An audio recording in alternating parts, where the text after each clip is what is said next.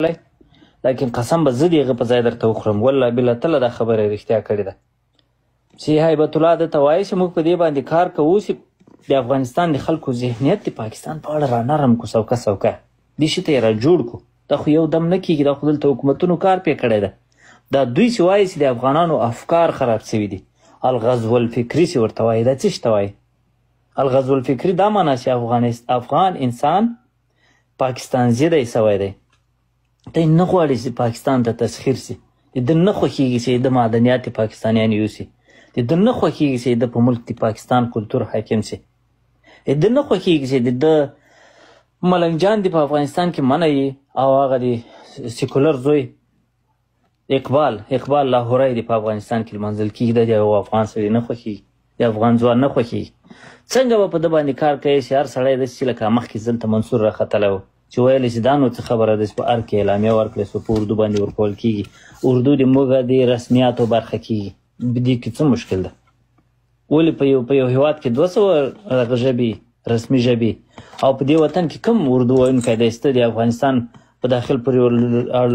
اړه لرونکي مسایل دي ورور ته په هغې کې اردو اعلامیه ورکوي دلته څوک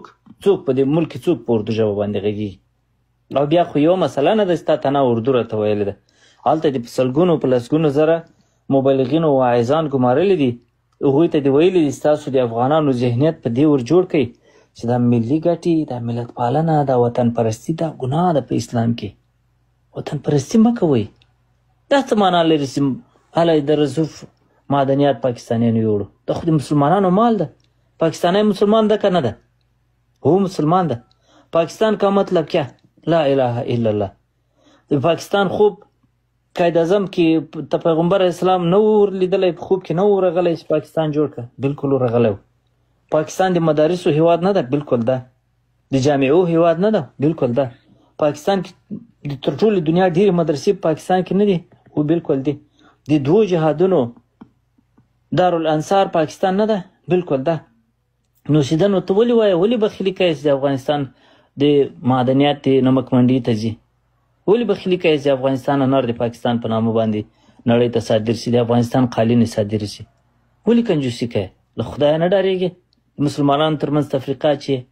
د سرو خولیو وال ملحدان دي درګرده دغه خبرې کوي دغه او دا خو داسې نه دي چې پټې کوي دغه د حماسي تقریر تاسې ونه اورېد د سرو خولیو په باره کې ونه ویل چې دا د ملحدانو خولۍ دي د سرو خولیو والا چې دي دا د پنجابي او د مسلمان ترمنځ تفریقه چې یعنی که پنجابي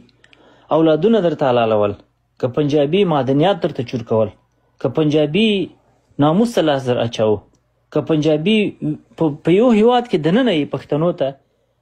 اضافه کارتونه جوړ کړي پښتون چې پنجاب ته ځي هغه به ځان ته بل کارت جوړوي په شناختي کارت سربیره یوه بله ویزه به لګوي پاکستان ته پنجاب ته به ځي که پنجابي هر څه کول در سره خو دی د ما مسلمان رور ده دی دا حق لري دا 40 کاله کېږي د پنجابي له لاسه زموږ د کور کالی ارزل چور کېږي د کور کالی د موږ معدنیات چور کېږي د موږ دغه درګرده حکومتونه ړنګېږي د دغه پنجابي د تجارت لپاره د ده د پیسو لپاره دغه ملایان چې دا نن د پنجابي لپاره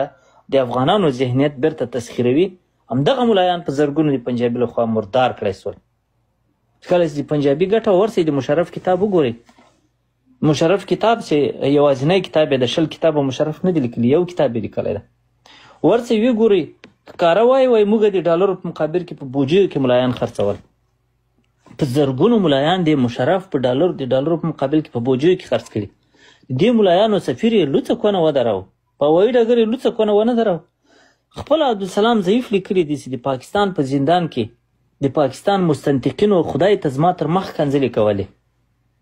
وای ما ته یې ویل دغه عبدالسلام ضعیف خپل کتاب کې لیکلي دي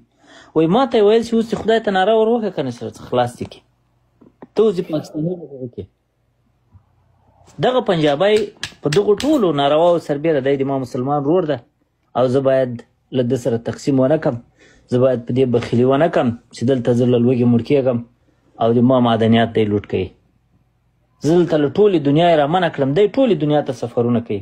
دی د امریکا په مناسبو هیوادونو په لیست کې نشته دا نن پاکستانی امریکا ته له تګ څخه نه ده منع سوی د ټرمپ دا کوم لیست یې راایستلی ده د ټرابل بان په دې کې پاکستانی نشته خو افغان پکې ده او حال دا چې موږ د پاکستانیانو په لمسه د امریکایانو په مقابل کې جهاد کوو. د امریکایي سره یې په جنګ واچولې، ټوله نړۍ سره یې په جنګ واچولې، نړۍ در باندې فتح کوله، نړۍ در باندې ماته کړه، موږ ماته کړه نړۍ. اوس خپل هېواد خشره هېواد عزت تاته نه درکوي. خو له دې خوا د افغانستان سره او سپین د دین په نامه ور روان دي. بله ورځ یو غټ شی خنزیر په دې خپل هغه کې لګیا ده، په خپل چینل کې په زرګونو انسانان ورته ناست دي. وایي ما ته پاکستان او افغانستان څه فرق لري؟ خود تا ته فرق نه لري، ته خو بېجایداده سړی، تا ته خو چې په نمک منډي کې په بالا ماڼۍ کې یو د ټوک مزدوري پیدا سي، تا بېناموسه ته وطن څه معنا لري؟ رښتیا معنا نه درته لري. وطن خو هغه چا ته معنا لري چې هغه عزت نفس ولري. ملا کله عزت نفس لري؟ د ملا عزت نفس خو په شپږ کلنۍ کې وژل کېږي، توبره په غاړه ور واچې په کورو یې ګرځې، خو دغه بېناموسه جن جوړېږي چې بیا په سټیج باندې ناره وایي چې د وطن نو څه معنا لري، وطن نو څه شی ده. وطن تاسې وایاست چې وطن مور یې زما، دا خو وایي تاسې لښتي ښه یاستئ، تاسې خو ډیرانونه ښه یاست چې ډیران د ما مور ده. نو ډیران د تا مور ده؟ بېناموسه چې ته د وطن په اهمیت پوهېدی، ته د مالکیت په معنا پوهېدی، ته د عزت نفس په معنا پوهېدی، دغه ډیران ته به دې مور ویله. د وطن دغه ډیران رښتیا د یو انسان مور کېږي. له دغې خاورې خورې، له دغو اوبو یې څښې، دغه هوا تنفس کوې بېناموسه، او بیا ته راځې خلک شاګردانو ته دا ور زده کوي چې وطن نو څه معنا لري. وطن خو لښتي دي، وطن خو ډیرانونه دي. رښتیا څوک په معنویاتو نه پوهېږي، هغه رښتیا نه پوهېږي. هر شي ته دی د مادیاتو په سترګه ګوري، هر شي ته دی د خاورې او د غلو په سترګه ګوري. د خدای پیغمبر په کعبې ته ودرېږي، مکې ته ودرېږي او ورته ژاړي، ورته وایي چې که د تا دښمنانو زه له تا نه وایستلی، زه به کعبه اوس غوږونه لري، مکه اوس غوږونه لري چې د پیغمبر خبرې اوري، خو ډبرې دي، دیوالونه دي. نو پیغمبر ډبرو ته ولې غږېږي؟ ولې ورته وایي چې ای مکې، قسم په خدای چې که زه دوی له تا نه وای ایستلی، زه به نه وای وتلی. یا که پیغمبر لیونی ده؟ دا خو معنویات دي. وطن همدغسې سړي ته حس کېږي لکه یو انسان چې د مخ ته ولاړ، لکه مور چې د مخ ته ولاړی. یو وطن په انسان باندې حق وي، او دا د کفر لښکر یې په موږ راخطا ایستی ده. د موږ اولادونو ته همدا ور زده کوي روزمره چې وطن معنا نه لري، وطن خو د اسلام خلاف شی ده، وطن خو موږ تباه کړي یو، او وطن څه معنا لري، ټول مسلمانان رونه یو. ورسره خو یو بل مسلمان هم راوله چې ما ته ووایي چې ته مې ورور یې راسره، ما دا وطن ته دغسې راځه. یو بل مسلمان په دې ټوله نړۍ کې را پیدا کوو د سپي زویه. خو ته خو په دې ټولو هېوادونو کې خلک درته وایي چې مجاهد او په ملا د ټپوي دغه قطریان دي، په موږ یې را تحمیل کړي د خپلو ریال او درهمو په زور باندې. د غو په تیاره کې را سپور کړي، دلته یې په کندهار کې راته کته کړي. اوس خو دې قطر ته ووایه چې یو 100,000 افغانان خو مزدوري